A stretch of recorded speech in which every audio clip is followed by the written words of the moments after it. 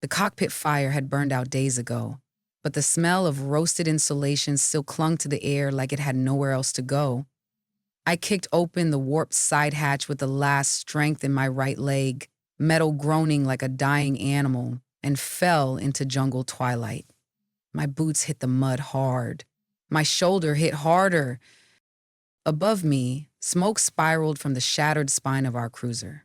Its dorsal antenna sparked once, then gave up. The canopy trees caught the fire, drank it in. Somewhere out there, the Varn would have seen the crash.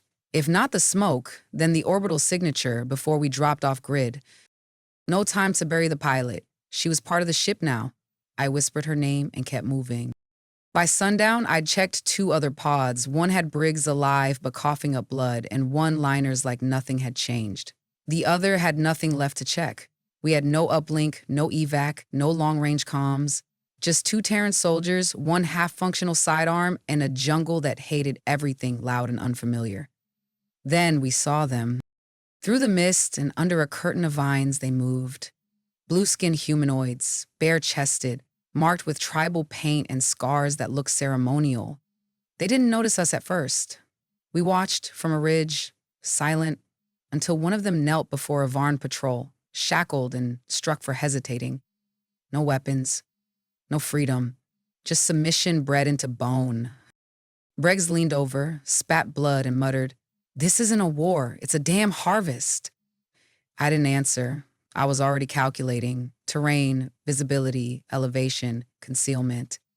Old instincts kicked in. We were Terran scouts, stranded maybe, but useless? Never. I pulled my cloak tighter and melted into the leaves. If we were going to die here, we'd make sure the jungle remembered what we were. Not gods, ghosts. We didn't start with weapons. We started with questions. How do they patrol? What do they fear? Who do they punish? And who gets away with what? I watched, I sketched, I noted every time a Garhul looked over their shoulder or flinched at a shadow. We set up in a crumbling ruin wrapped in vines, high enough above the jungle floor to stay dry, low enough not to draw drones. Briggs scouted when he wasn't coughing up chunks of something important. He named the Garhul Big Blues, because of course he did. Said they looked like gladiators someone forgot to train. They watched us too. At first just glances through the canopy, then longer. One brave one left food, a bowl of glowing root broth, on a stone near our perch. I didn't touch it for hours. When it didn't kill the local insects, we took turns sipping it like it might reveal secrets. Weeks blurred, we built a forge from scrap and heat traps. I showed Briggs how to mold slag into blades. He showed a Garhul boy how to gut a tracker drone with nothing but a sharpened rebar shard and confidence. The boy didn't speak, but he watched everything. His name, if I read his gestures right, was something like Ashe. He pointed to the bayonet I kept strapped to my thigh, and I handed it to him. He held it like it was magic, eyes wide, then raised it to the dust sky and whispered something guttural but proud. Rix leaned against a beam, coughing. Kid doesn't need words. He gets it. He did. Ashu returned 3 days later with 6 others, all silent, all watching. One had a splintered bone tied to his wrist with vine twine, his own crude mimicry of the bayonet. That night, under fireflies and smoke, they asked nothing, but they stayed. We didn't train them to be soldiers. We trained them to be ghosts. They didn't speak our language, but pain translates well. So does survival. Ashu learned fast. The others followed him. Never said so, but they did. We taught them hand signals, patrol spacing, how to blend into bark and shadow. I carved rules into stone. Strike fast, fade faster, leave nothing behind but fear. Briggs called it the whisper doctrine. Said if the Varn couldn't see us bleed, they'd start fearing shadows instead of people. I didn't disagree. We ran dry runs at first, mock ambushes with smoke tags and stripped-down drones. When they failed, I made them repeat the run until they could do it eyes shut. When one got sloppy, I made them redo the crawl. Face down through jagged roots. Harsh? Maybe, but the Varn don't hand out second chances. Briggs rigged motion traps from old sensors. We turned discarded armor plates into makeshift shields. Spears became pikes, then became blades. We made a forge that spat sparks like it was angry at the jungle. By month's end, Ashu forged his own weapon, a cleaver of fused metal and bone, curved like a talon, brutal, effective, personal. The moment he killed his first drone, silent, clean, no hesitation, he stood over it like he'd just broken a god's spine. Then he dragged it back to camp like a trophy. That night, I saw him set the wreckage down gently, almost like it was sacred. Not a child anymore, a ghost, one of ours. And when I looked up, half the jungle was watching. Gurhul eyes in the trees, silent, waiting. Some with bones tied to their arms, some carrying scraps shaped into steel. Briggs just whispered, "I think it's starting." I knew it had already started. The first Varn we captured didn't scream. That was the worst part. He just looked at us. Those vertical pupils narrowing, jaws locked like he was doing calculus behind his teeth. He wasn't afraid. He was measuring us. We found him separated from his squad near a patrol bridge. Asha dropped on him like thunder. 3 seconds, 2 moves, no noise. We dragged him back under a blackout tarp. Briggs secured the wrists, then handed me the question kit. A short knife, a scrap of water. Nothing ceremonial, just necessity. The Garhul didn't understand what we were doing, but they circled in close, watching, waiting. I didn't plan to torture, didn't need to. I knew this species. I'd seen the Dominion work before. Pride like a dam. Pressure it, and it cracks where it matters most. The Varn broke on the third question, not with words, but a flick of the eye, a twitch of a wrist. Enough for me to sketch out a camp rotation pattern and a weapons cache a day's march northwest. Asha stood beside me, arms crossed, unreadable. When the Varn glared up at him and hissed something in its own tongue, Asha didn't flinch. He just stepped forward, placed one hand gently on the prisoner's brow, and drove his cleaver through the Varn's throat with the other. Briggs exhaled, slow and quiet. He learns fast. We burned the body, not out of malice, but math. No trail, no vengeance, no corpse to count. That night, more Garhul arrived. Not warriors, families. Children, elders. One of them held a scrap of tech, a lens from a drone, and asked if we could make more. That was when I realized something terrifying. This wasn't just a resistance anymore, it was a revolution. We took their tech and turned it into gospel. The lens the old Garhul brought me wasn't just salvage, it was insight. From its heat scoring and internal etching, I could tell it came from a high-frequency recon drone. Dominion issue, short range, likely used for jungle sweeps, not meant to be lethal, just meant to find the target so others could finish the job. So we flipped the doctrine. We taught the Garhul how to blind the gods. We repurposed lenses, twisted metal and scraps of grav plates into anti-sensor totems. Briggs built signal dampeners using old capacitors and bone frames. I showed Ashu how to detect passive sweeps using nothing but dust scatter and static discharge. The jungle became our cloak, but their own machines became our warding stones. We set ambushes at the edge of their patrol routes, not to kill, to steal. Weapons, armor, power cells. The Garhul dragged these home like holy relics. A broken shoulder plate became a shield strapped to a youngling's arm. A snapped plasma conduit became the core of a new forge tool. Every night their numbers grew. Every night the fires burned longer. The humans, me, Briggs, and the 2 new survivors we found in a half-crushed escape pod became ghosts, myths, war gods, and whispers. The Garhul painted our symbols on their tree trunks and called us those who defied the sky. I didn't correct them. The turning point came when a young Garhul woman, barely past childhood, returned from a patrol with 2 drone heads and a dislocated shoulder. She didn't cry. She smiled. She'd built a snare out of copper wiring and baited it with her own blood. Briggs gave her his canteen and muttered, "That kid's more Terran than half the Corps," and he was right. We didn't just give them weapons. We gave them doctrine. The jungle stopped whispering. It started roaring. It began with a supply convoy, 3 Dominion hovercrawlers on a ridge trail flanked by automated guns and 2 squads of scaled brutes, untouchable in theory. Ashu said they passed every 2 weeks. He didn't suggest the ambush, I did. We spent 5 nights building deadfall trenches, spike lines, and signal loops. The Garhul worked without sleep, without complaint. Even the children carried stone and fiber. The day before, we smeared the trail with a compound from native beetles, acidic and sweet. It disrupted the Varn sensors and masked metal traps beneath the moss. When the convoy came, it didn't fall into a trap.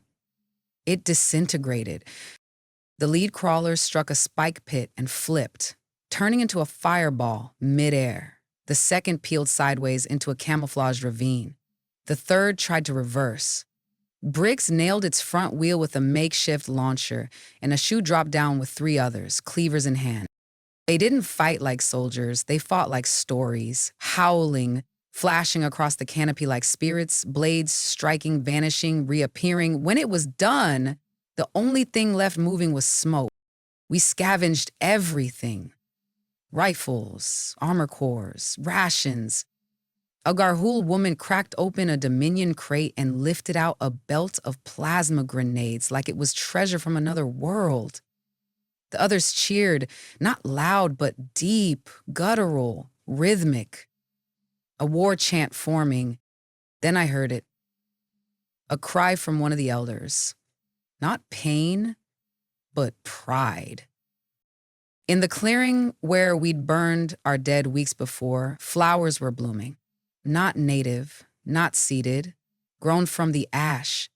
The biowaste and heat from the forge had awakened something dormant. Vines coiled like veins through the soil, and I knew the planet wasn't just hosting a rebellion, it was joining it. They tried to erase a forest. Instead, they taught it how to fight. The Varn hit back hard. Aerial sweeps, firebombs, sensor webs dropped from orbit. They burned a 50-kilometer swath through Garhul territory, choking villages, choking river lines with ash. They didn't even bother looking for rebels, just made the land bleed. It worked. At first, families scattered, camps went silent, even Ashu's warband lost 2 in the fire. Briggs walked out of the smoke with second-degree burns and 1 less drone jammer. He laughed anyway, said it smelled like barbecue and war crimes. I didn't laugh. We regrouped in the sink caverns under the cliffs. Old, humid tunnels lit by fungal veins. I'd mapped them weeks ago, just in case.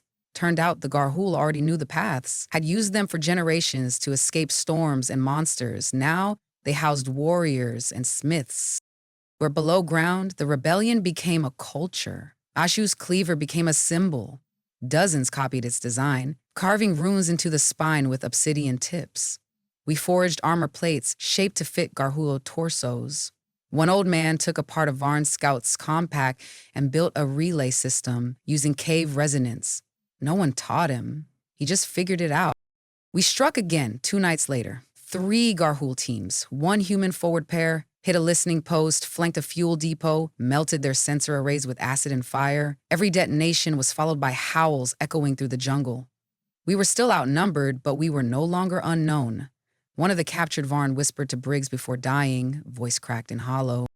They say the jungle is haunted? Briggs just grinned through a split lip and lit another torch. Nope, it's just angry. We didn't recruit rebels, we grew them like roots. The jungle taught us patience, the Garhul taught us silence. But it was the firebombing that taught us urgency. We couldn't wait anymore, not for another strike, not for another village to vanish in smoke. So we expanded. We sent runners, Garhul scouts trained by Briggs and shadow walkers who could ghost between trees without bending a leaf. They carried maps carved into bone, instructions wrapped in bark, forged blades sealed in cloth and oil. Each team moved to a different tribe, not to beg, not to explain, just to show. Shu led one of the first. His war paint had changed. Black clay over the cheeks, bone dust across the shoulders. He didn't look like a pupil anymore. He looked like a leader. He carried no weapon when he approached the next village, only a single burned Dominion banner with human glyphs painted over it. They let him speak. He raised his voice, not shouting, but clear, like it wasn't meant to be heard with ears, but with marrow. When the speech ended, he set the banner aflame. No one stopped him. No one turned away. The Garhul elders stepped forward and placed their own village totems into the fire. And for the first time, I saw it, a culture choosing to become something else. By week's end, 7 more enclaves had pledged to the cause. Our map changed, not with borders, but ripples. Where once there were isolated camps and secret dens, now there were routes, safe paths, supply chains, echo points where jungle drums could transmit coded signals across miles. We didn't have satellites. We had roots and fungus and shared purpose. The Vern noticed. Their patrols pulled back. Drones flew higher. Fear makes cowards even of tyrants.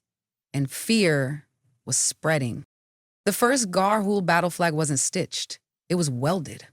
Scrap metal from a downed Dominion drone. Melted, hammered, and scored with bone-carved sigils. Across its surface, a Terran insignia scratched in with the tip of my bayonet. Ashu had watched me do it, silent, then added a single smear of his blood in the center and raised it above the forge. No words, just truth made into symbol. Flags spread faster than orders. Every village that joined hoisted their own version. Some made from scales of slain Varn, others from shredded uniforms, others carved into tree trunks. Symbols of resistance, but more than that, of identity. This wasn't Terran doctrine anymore. This was a Garhul war in Garhul colors on Garhul terms.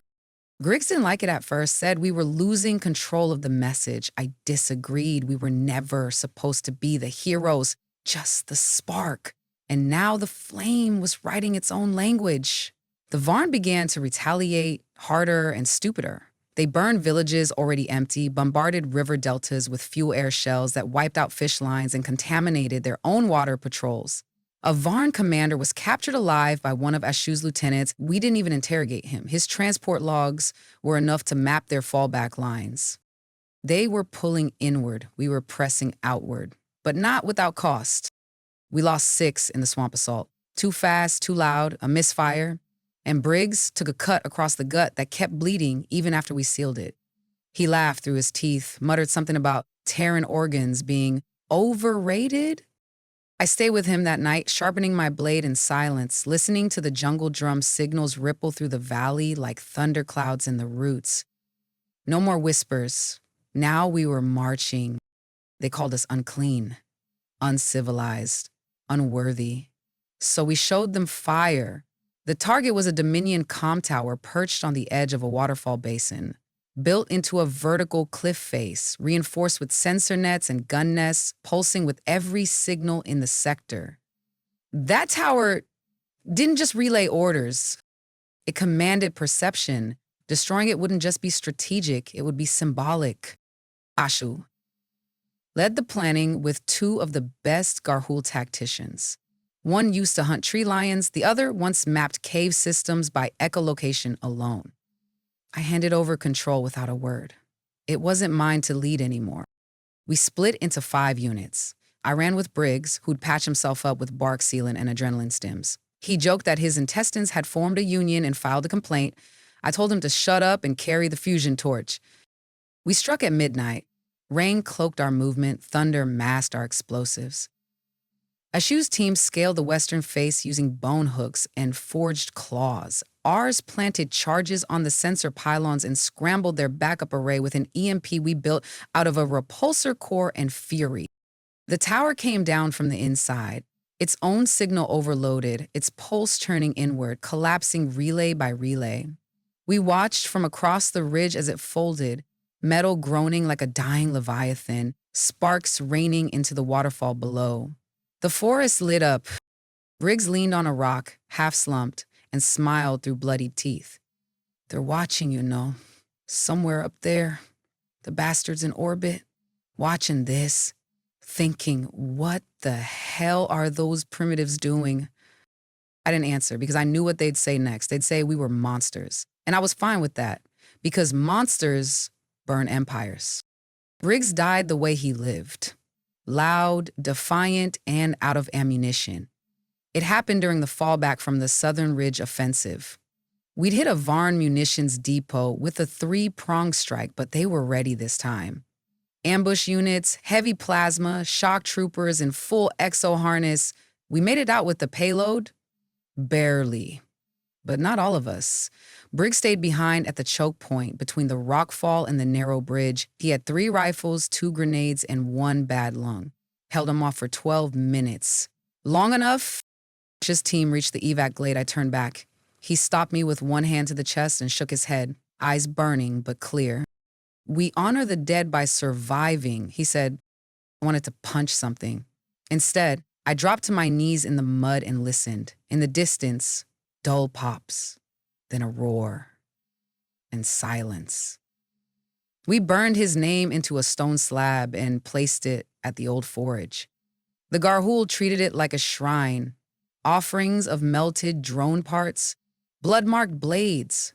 One elder left her clan's totem, split in half, lashed to the stone with twine. The next day, Asho ordered full unification, no more scattered cells, no more hiding. We were going visible. He raised a new flag, larger, shaped like a leaf, stitched from cloaks, armor, skin, and shrapnel. Human and Garhul alike carved their marks into it. Mine was small, just a symbol, the same one Briggs had on his shoulder plate. They carried it through the jungle like a beacon, a declaration of arrival. And far above us, in orbit, the Dominion watched. They saw the roots, they saw the smoke, and they began to panic. They sent the sky down to break us. We answered with thunder. It started with a tremor. Deep and wrong. The kind that doesn't belong in jungle soil. Then came the screams. Not from the Garhul, from the birds. They fled in spirals. That's how we knew it wasn't just a ship. It was an invasion pod. Dominion ground crackers. Orbital assault units designed to drop a mobile fortress into position, establish immediate fire superiority, and gut resistance with onboard drones before their boots even touched soil. It landed outside the Western Basin, where the jungle was thickest. They assumed we'd be caught flat-footed. We welcomed them. The Garhul routed scouts through root tunnels. We looped around their drop perimeter before their sensors stabilized. Ashu coordinated fire teams using jungle drums and reflective totems. I led the demolition squad, pack loaded with bone-tipped charges and stolen plasma mines. When the drop doors opened, they met nothing. No panic, no resistance, just silence. And then, chaos. Ash's archers loosed scorched sap rounds that exploded into fire. My team planted concussives at their stabilizer legs and detonated them mid-set. The pod buckled, spilled drones into mud. Garhul sprang from treetop platforms, blades and spears aimed at soft joints. We didn't fight a battle. We collapsed a goddamn mountain on them. The last Dominion commander inside tried to launch the core for scuttle protocol.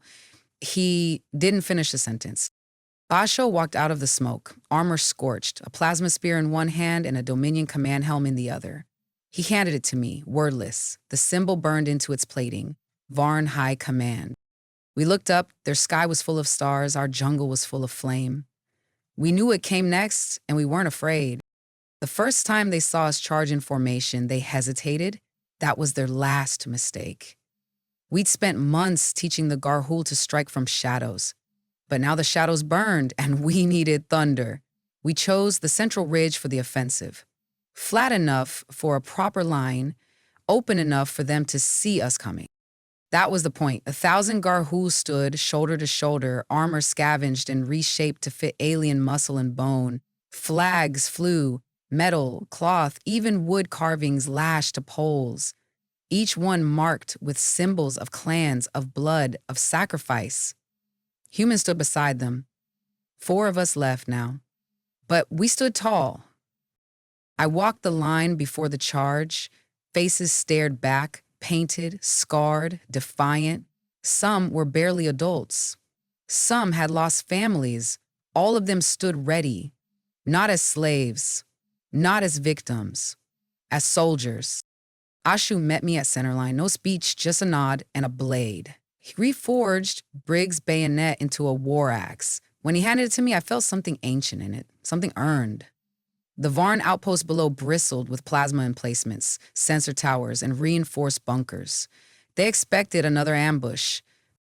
We came over the ridge like a wave of metal and fury. The Garhul roared, not chaotic, but unified. A battle cry stitched together from 100 tribal dialects and one Terran phrase I'd taught them. We are not property. The Varn line cracked in under 2 minutes. Their flank officers tried to reroute drone formations. Too slow, we were inside the wire before the commands reached the field. Ashu led the breach, I followed, and the jungle followed us. We didn't win because we were stronger. We won because we refused to vanish. The Varn outpost fell in 3 hours. The towers collapsed under Garhul firehammers. The bunkers flooded with jungle gas piped from tapped roots. Their command posts detonated from below, my last gift to their logistics officer. But it wasn't the destruction that broke them. It was what came after. The Garhul didn't loot like animals. They dismantled, cataloged, reforged. A forge was built within a day of taking the base. The flag was raised from a Dominion comms pole, dragging sparks as it flew. From orbit, we must have looked like ants, but to those on the ground, we were a tide. I stood on the shattered landing pad that night, watching as Garhul workers laid new stonework, flattening Dominion symbols, burning their banners, reshaping the architecture with bone and vine. They weren't erasing their oppressors. They were overriding them. Ashua knelt beside one of the fallen, not to gloat, but to close its eyes. He still remembered that these creatures once ruled his sky. I admired that. I had no such forgiveness left. I got the call from the new comm rig an hour later, patched through a hijacked orbital link. A Dominion officer. Cold voice, polite tone. We are prepared to negotiate. I didn't reply immediately. I let the Garhul chants echo behind me for a full minute before speaking. We're not... Silence. Then a disconnect. They didn't call back. Ashawai shared a look. He raised his cleaver to the stars, wordless. That night, they fired orbital warning shots. High atmosphere bursts. Empty threats. We watched them bloom above like dying stars, and we sang, because fear is louder than war. And we had become very, very loud. We didn't come to conquer. We came to change the ending. Weeks passed after the fall of the outpost. No orbital fire, no reinforcements.